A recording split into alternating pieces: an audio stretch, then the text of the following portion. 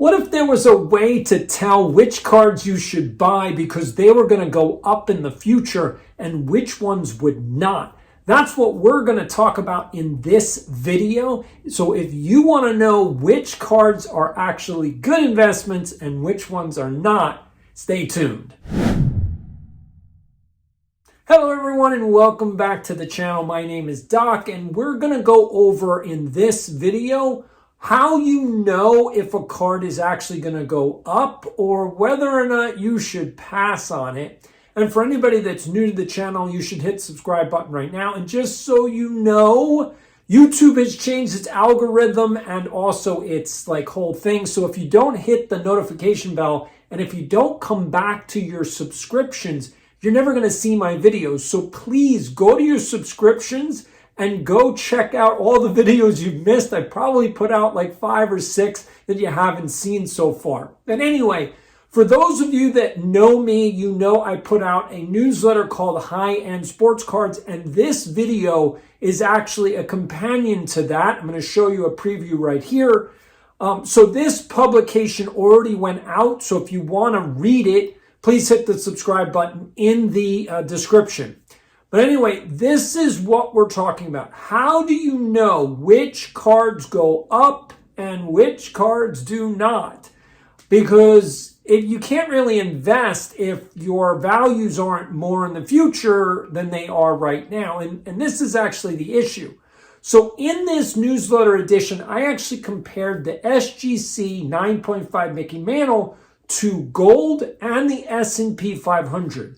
And so what you need to know is that the mantle actually outperformed both. And if you want to see those charts, just go and subscribe to the newsletter. You'll get all the information, all the data. But the interesting question that I had at the end of that edition is this. You can't really go back in time and analyze a sports card and say, well, this was a good investment and this was not. Because unfortunately, you're trying to use hindsight as a way to predict the future, which you can't do. And trust me, don't try to do this. We only believe that the SGC 9.5 is a great investment because it sold for $12 million in 2022. And it only cost $50,000 back in 1990. But here's what most sports card influencers won't tell you. And that is that in 1990, none of you were having that question. Would you pay $50,000 for an SGC 9.5 mantle at the time? And this is where my experience and my 40 years in the hobby actually are relevant, because my father personally spoke to Mr. Rosen, aka Mr. Mint, and I actually have a receipt from Mr. Mint just to prove that I actually had, well, I didn't have these conversations. He had these conversations because I was a teenager and I wasn't talking to any of these guys. But here you go. This is from Mr. Mint. All right, now this was back in the 80s. So my father spoke to Mr. Mint in 1989 in order to buy that 9.5 mantle. And Mr. Rosen told my father, again, Dr. Schwartz, it's going to cost you $52,000. I remember this distinctly because I remember the whole conversation. Because my father said to me, should I buy the mantle for $52,000? It was 52 for a 52. And I said to him, do you want to be divorced? Because my mother would have just left the house. She would have packed her bags and said, that's it. You're out of your mind. My husband is crazy. He's lost his mind. He spent way too much on a piece of cardboard.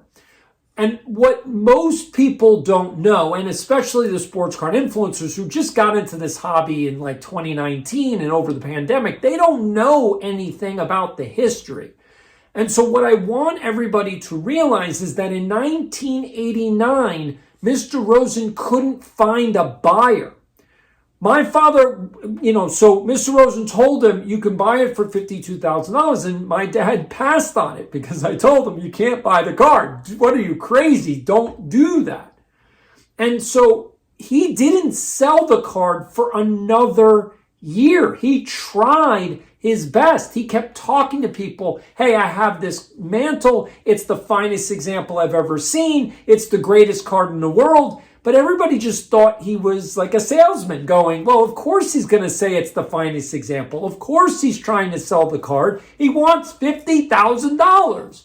Again, folks, in 1990, that was an insane amount of money for a baseball card. And in 1990, there was no guarantee the card would go up in value.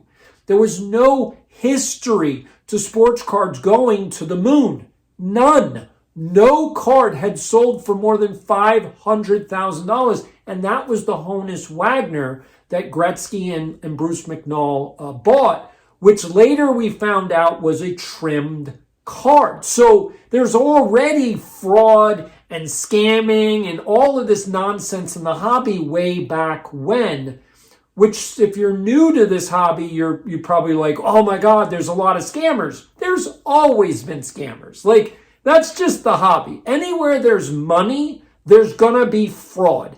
Anywhere that someone can make a buck, there's going to be criminal activity. It doesn't matter what it is. So if bottle caps for some reason went to like thousands of dollars per bottle cap, there would be somebody counterfeiting bottle caps. Just the way it is.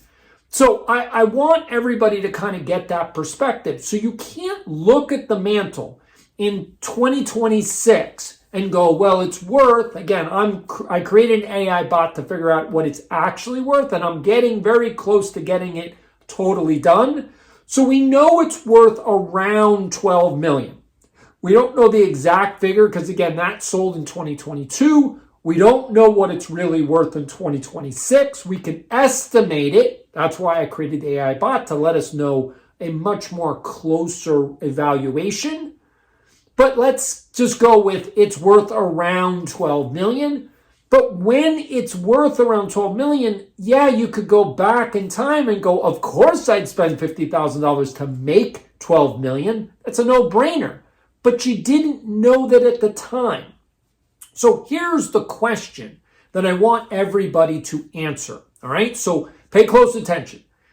Obviously, you can't go back in time and say, would you pay $50,000 for the mantle? But would you pay $50,000 for a modern day rookie that there's no guarantee that it'll go up over time? Like a Shohei Ohtani, would you spend $50,000 on a Shohei rookie that you have no guarantee what it's going to be worth in the future? Or let's say $50,000 on a Juan Soto rookie, or an Aaron Judge rookie, or a Cal Raleigh rookie. Would you spend that much money on these rookie cards? Or how about this? Would you spend $50,000 on a LeBron James rookie, even though you already know that he's at the end of his career? And I know that the debate is, well, who's the GOAT, LeBron or Michael Jordan? It's not really a debate. I think anyone that's on, Instagram knows that LeBron is soft. He is a crybaby. He's a flopper. He has no heart. He's not a champion. Yes, he's won championships, but he's not a hard-nosed ball player. If he played during the same time frame that Michael Jordan played, he would have gotten his ass beat by Dennis Rodman, Bill Laimbeer. I mean, everyone. Larry Bird would have smoked him. And that's the point, is that LeBron James is playing against the softest time in the NBA history, where nobody is allowed to body you. You can't even put your arm against the back of somebody's body when they're body checking. That's not allowed. That's already a foul. When in the old NBA, guys were grabbing at your jersey and punching you in the face, and there were elbows to the nose. I mean, the NBA back in the 90s was basically like a blood fest. No one gets hurt nowadays. No one goes into the paint. LeBron James is dunking on people. They're getting out of the way. And that was not the case back in the day. Jordan had to fight for all of his points, which makes his accomplishments and achievements a little even more remarkable than what LeBron James has done. LeBron has played 23 years and has stacked up points. Therefore, he has longevity, which is certainly admirable, but he's no GOAT compared to Michael Jordan. Anyway, I don't want to get off on that topic, but that's my point, is I want you to ask the question, if you have no guarantee in the future what a card is worth, would you pay $50,000 today with no guarantee? Because that was the real question in 1990 when the person who bought the SGC 9.5 mantle had to ask himself, and that's what I was asked by my dad. Should I pay $52,000 for this card? And my answer in 1989 was no. That's why I want to ask you the question in 2026 with all of these new players. There's no guarantee what that card's going to be worth in 30 years. You can say that it's going to be worth millions of dollars, but you don't know. And that's the point, is there's no guarantee. And when you have to look forward instead of hindsight, which is 2020, because when you look backwards, you always know what the answer is. Yeah, kind of the value of hindsight. It's like it's always right. But you don't know what the future is. You don't know what the future holds. What if the sports card market completely crashes? What if because of AI, nobody has any money, therefore no one can afford sports cards anymore? Which means, what if the SGC 9.5 that's worth around $12 million right now, what if that crashes in the future because no one has any money? Again, you don't know what the future holds, and so I want everyone to really think about that. Would you spend $50,000 for a card that has no guarantee in the future to be worth more money? And put your answer in the comments. If you're new here, please hit the subscribe button. Otherwise, I will see you in the next one.